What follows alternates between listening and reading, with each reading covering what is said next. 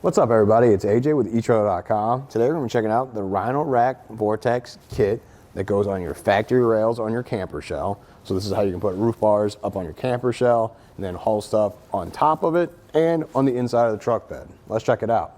What you're going to get is you're going to get the bars themselves. So they're going to be 59 inches. These are the Rhino Rack Vortex Arrow bars. You're going to get the foot kit that goes with that, and then the base that actually slides into the rails on your camper shell. Now, if you don't have the rails on your camper shell yet and you're looking into that as well, they do sell a kit where you get the rails and the bars and the feet and the base all together. We have a video on our site that shows the installation process of the rails. You are going to have to drill into your camper shell, so you're going to want to be careful. It's not too bad though. You can check out that video and see how that works. Looking at the bars, they have a weight capacity of 220 pounds. Just keep in mind when you're loading stuff up, don't exceed that. Also look at the camper shell as well. Whatever is lower, you want to go with that so you don't overload anything that you're loading on there. With the weight capacity in mind, you can throw all kinds of accessories on there. You can throw kayak carriers on here, another rooftop box if you need more storage, a cargo carrier, all those, even a bike if you want to.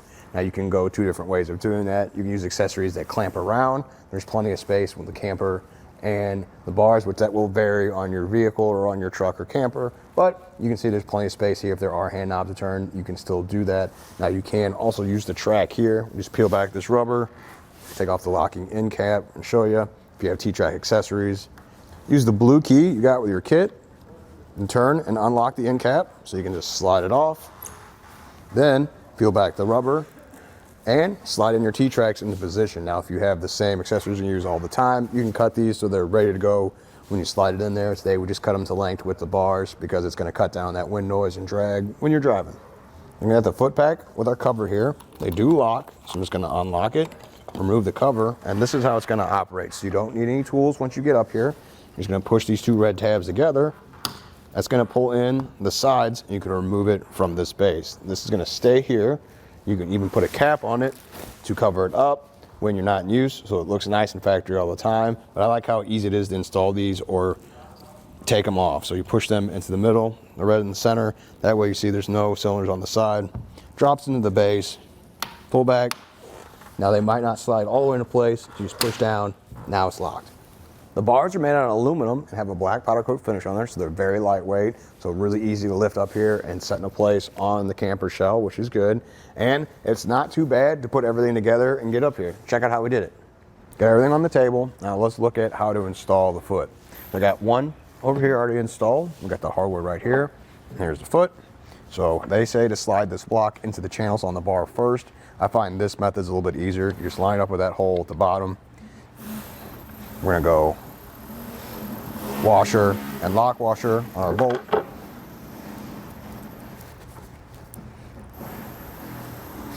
Drop that down in through the hole on our foot. With that lined up, we can thread in our square nut block here. Just a little bit by hand. And then you can slide it in the track over on this side.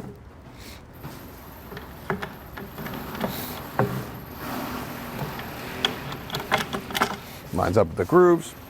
Now leave it loose because we're going to go up on the roof and make sure we get the side to side measured correctly. Before we go to the roof though, you can install these strips to help you with measurements. They're going to go along the bottom. But since it's demonstration purposes today, we're not going to set those in there or cut them. But we will do the rubber strip on top.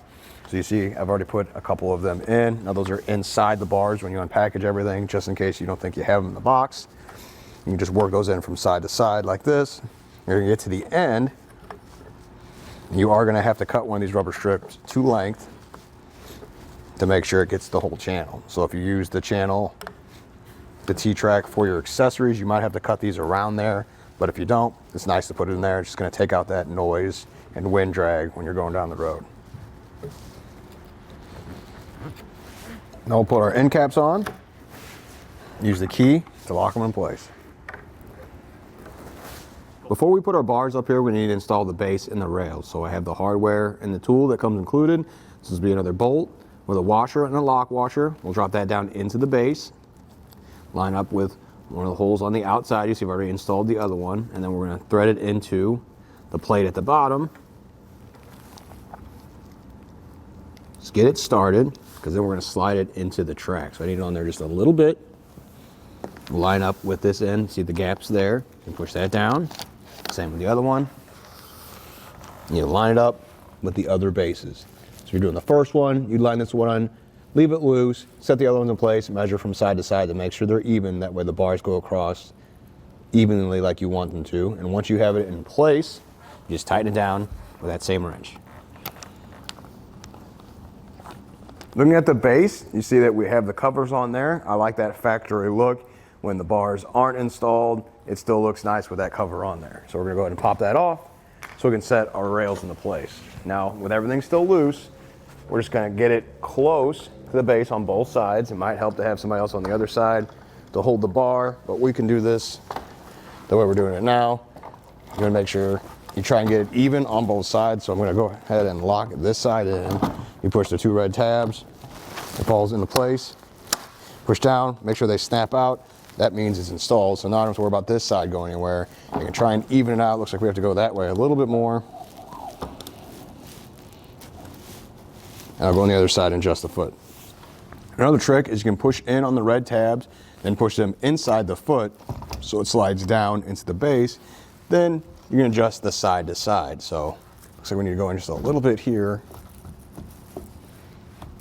I'm mashing it towards the bars, towards the front. What's good about there? So we can pull these back out, and now it's locked into place. Now with it put into place and everything's still loose, push in on those red tabs to keep them in. So I can take this up, be very careful, flip it around, and then we're gonna tighten the feet into place. You can try and do it with them in the base, but there's not a lot of room to use the Allen key. It's much easier just to do it from up here. Use the Allen key included, you tighten it down. Let's go and pull that plate up. Go ahead and get a couple turns in the wrench in the other position, because you can get a little bit more on there. And do the same thing on both sides. Now that it's all tightened up, set it back down into the base, push down, and then just pull out on the tabs. You might have to push down a little bit, they snap into place. Then we just put our locking caps in place, set that there, use the key, and you're done. Overall, I really do like this system. I like how easy it is to install or take these rails off when you don't want them up there. The fact that the base stays right there, you can just put a cover on there. You don't have to install that portion every single time. You just put the bars up with those switches, they stay in place, then you get more out of your truck bed as well. So not only can you load up the bed itself, but throw more things up on top. Well, I think that does it. Thanks for hanging out, and hope this helped.